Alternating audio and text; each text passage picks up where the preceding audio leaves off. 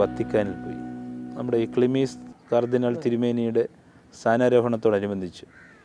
അപ്പോൾ അവിടെ ചെന്ന സമയത്ത്, അവിടെ ചെന്ന ദിവസം തന്നെ ഇപ്പോൾ ക്രിസ്തു നമ്മുടെ ആൾത്താരയിൽ പോയി. അവിടെ വത്തിക്കാനിലെ ഏറ്റവും പ്രധാനപ്പെട്ട സ്ഥലം പത്രോസിൻ്റെ സഭയുടെ പരമാധ്യക്ഷൻ അല്ലെങ്കിൽ പരമാധികാരിയായിരിക്കുന്ന വിശുദ്ധ പത്രോസിൻ്റെ ഖബറടക്കമാണ് ആൾത്താര എന്ന് പറഞ്ഞാൽ. അവിടെ പോയി തിരിച്ചു വന്നു.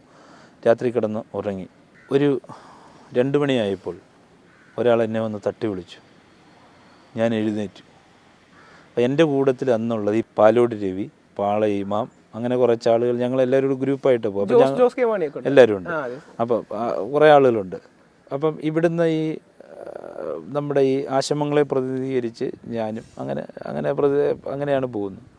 അപ്പോൾ 2 മണിയായപ്പോൾ ഒരാൾ എന്നെ തട്ടി വിളിച്ച് ഞാൻ ഉണർന്നപ്പോൾ എന്നാൽ സ്വപ്നത്തിലാണ് എന്നെ തട്ടി വിളിച്ചത്. സ്വപ്നത്തിലാണോ സുഷുപ്തിയിലാണോ ഒന്നും എനിക്കറിയില്ല. തട്ടി വിളിച്ച് ഞാൻ ഉണർന്നു നേരെ. പിന്നെ ആളെയൊന്നും കാണുന്നില്ല. അയാൾ എന്നെ സ്വപ്നത്തിൽ, ഞാൻ ഈ വ്യക്തി എന്നെ തട്ടുന്നത് എനിക്ക് വ്യക്തമായിട്ടറിയാം. ഞാൻ അവിടെ നിന്ന് എഴുന്നേറ്റ് എന്നോട് വരാൻ പറഞ്ഞ് ആദ്യം തട്ടി വിളിച്ചപ്പോൾ നമുക്ക് പോകാമെന്നും പറഞ്ഞ് തട്ടി വിളിച്ചു. പിന്നെ എനിക്ക് ഓർമ്മയില്ല. ഞാൻ പിന്നെ പോയി നിൽക്കുന്നത് ഒരു വിജനമായ ഒരു റോഡിലാണ്. ബോധത്തോടു കൂടിയിട്ടാണ് നിൽക്കുന്നത്. കുറേ അപ്പോൾ അങ്ങോട്ടും ഇങ്ങോട്ടും വണ്ടികൾ, വല്ലപ്പോഴും വണ്ടികൾ. രാത്രിയല്ലേ, ഏതാണ്ട് 2 മണി, അവിടുത്തെ 2 മണി, നല്ല തണുപ്പാണ്. ഞാൻ ഇട്ടിരിക്കുന്ന ഈ ജുബയും ഇതാണ്.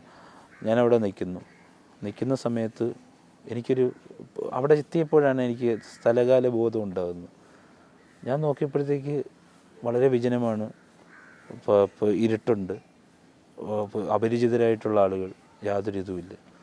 അപ്പോൾ എനിക്കറിയാം ഞാൻ എന്ത് റോഡിലാണ്. പിന്നെ ഞാൻ ചിന്തിച്ച്, ഞാൻ ഇന്നലെ ഇവിടെ വന്നതാണ് എന്നൊക്കെയുള്ള ഒരു ചിന്ത വന്നു. അപ്പോൾ എനിക്കൊരു ഉള്ളിൽ ഭയമായി. അപ്പം എൻ്റെ കയ്യിലാണെങ്കിൽ ഫോണില്ല, പൈസയില്ല, ഒന്നുമില്ല, ഉറങ്ങിക്കിടക്കില്ലേ. അപ്പോൾ ഞാനിങ്ങനെ വിഷണ്ണനായി നിൽക്കുകയാണ്. എങ്ങോട്ട് പോകണമെന്നറിയത്തില്ല. അപ്പോൾ എതിരെ വന്ന് 2-3 ആളുകളോട് ചോദിച്ച സമയത്ത് അവർ ഇറ്റാലിയൻസ്, അവിടുത്തെ ഭാഷ ഭയങ്കര പ്രോബ്ലമാണ്. ഇവരൊന്നും പറഞ്ഞിട്ടെന്ന് പറയുമ്പോഴത്തേക്ക് അവർക്ക് മനസ്സിലാകുന്നില്ല. കുറച്ചു നേരം കഴിഞ്ഞപ്പോൾ ഒരു വ്യക്തി നടന്നു വരുന്നു. അപ്പോൾ ഇയാൾ എൻ്റെ അടുത്തേക്ക് വരുന്നതോറും എനിക്കും ചെറിയ ഇയാൾ എന്തിനാണ് വരുന്നത്. അപ്പോൾ വരുന്നു. അപ്പോൾ ഞാൻ കേട്ടിട്ടുണ്ട്, റോം എന്ന് പറയുന്നത് ലോകത്തിലെ ഏറ്റവും കൂടുതൽ കള്ളന്മാരുള്ള സ്ഥലമാണ്, ഏറ്റവും കൂടുതൽ മോഷണങ്ങൾ നടക്കുന്ന സ്ഥലമാണ്. അവിടെ ഈ മോഷണങ്ങൾ നടന്നു കഴിഞ്ഞാലുള്ള പ്രശ്നമെന്ന് പറയുന്നത് എന്താ, മോഷ്ടിക്കുന്ന ആളുകളെ അവർ മോഷ്ടിച്ചു എന്ന് നമ്മൾ തെളിയിക്കണം. അല്ലാതെ വെറുതെ ഇവൻ കള്ളനാണെന്ന് പറഞ്ഞിട്ട് എൻ്റെ സാധനം എടുത്തെന്ന് പറഞ്ഞാൽ അവരെ നമ്മൾ തെളിയിക്കണം. അപ്പോൾ അങ്ങനെ വരുമ്പോഴത്തേക്ക് എന്ത് പറ്റും, മോഷ്ടിക്കുന്ന ആൾ ചിലപ്പം അവനെ എതിരെ നമ്മൾ കാര്യമില്ലാതെ പറഞ്ഞെന്ന് വിചാരിച്ച് ചിലപ്പോൾ പ്രതിയാക്കിയേക്കാം. അങ്ങനെയൊക്കെയുള്ള നിയമങ്ങളുള്ള സ്ഥലമാണ്. അതുകൊണ്ട് അപ്പോൾ നമ്മളിപ്പോൾ ഒരു സ്ഥലത്ത് പോകുന്ന സമയത്ത് തന്നെ ഈ സ്ഥലത്തെക്കുറിച്ച് എല്ലാം പഠിച്ചിട്ടൊക്കെയാണല്ലോ പോകുന്നത്. അപ്പോൾ അങ്ങനെയൊക്കെയുള്ളൊരു ഭീതിയുണ്ട്.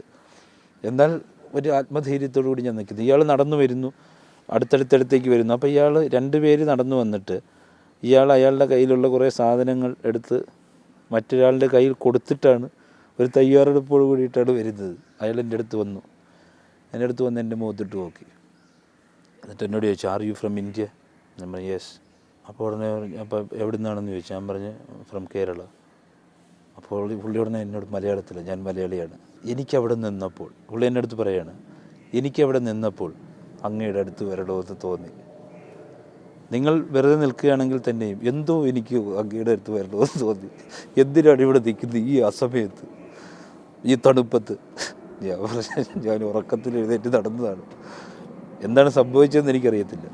ആ പുള്ളി പറഞ്ഞ്, അപ്പോൾ അദ്ദേഹം പറഞ്ഞ്, എന്തിനായിട്ട് ഇവിടെ റോമിൽ വന്നു? ഞാൻ പറഞ്ഞു, ഇങ്ങനെ ഒരു കാത്തോലിക്ക ബാവയുടെ സ്ഥാനാരോഹണത്തോടനുബന്ധിച്ച്, കർദിനാളിൻ്റെ സ്ഥാനാരോഹണത്തോടനുബന്ധിച്ചാണ് വന്ന്. ഉടനെ അദ്ദേഹം പറഞ്ഞു, നിങ്ങളിവിടെ താമസിക്കുന്നു? അപ്പോൾ ഞാൻ പറഞ്ഞു, താമസിക്കുന്ന എവിടെയാണെന്ന് പോലും എനിക്കറിയത്തില്ല, അഡ്രസ്സ് എൻ്റെ കയ്യിലില്ല. നമ്മളിപ്പോൾ ഒരു സ്ഥലത്ത് പോകുമ്പോൾ നമ്മളെ അവരോട് കൊണ്ടുപോകും, അഡ്രസ്സ് എൻ്റെ കയ്യിലില്ല. അപ്പോൾ ഉടനെ പുള്ളി അവിടെ നിന്നിട്ട് കുറേ ഫോണൊക്കെ ചെയ്തു, ഇന്ത്യയിലേക്ക് ചെയ്തു, ഇവിടുത്തെ പട്ടം ബിഷപ്പ് ഹൗസിലൊക്കെ വിളിച്ചു ചോദിച്ചു, കുറേ സ്ഥലത്തൊക്കെ വിളിച്ചു ചോദിച്ചു. രാത്രി വിളിച്ചു ചോദിച്ചിട്ട് അവസാനം ഈ സ്ഥലം പുള്ളി തപ്പിയെടുത്ത് എന്നെ തിരിച്ചു പുള്ളി ഒരു വണ്ടി വിളിച്ച് തിരിച്ച് പുള്ളി അവിടെ കൊണ്ടുവന്ന് സ്ഥലത്ത് കൊണ്ടാക്കി. 4 കിലോമീറ്റർ ഞാൻ നിന്ന സ്ഥലവും ഞാൻ താമസിച്ച സ്ഥലവും തമ്മിലെന്ന് പറയുന്നത് 4 കിലോമീറ്റർ ഡിസ്റ്റൻസ് ഉണ്ട്. അപ്പോൾ അത്തരം സംഭവങ്ങൾ അത് ചിലപ്പോൾ വളരെ യാദൃശ്യമെന്നൊക്കെ ചിലപ്പോൾ കേൾക്കുന്ന ആളുകൾക്ക് തോന്നാം.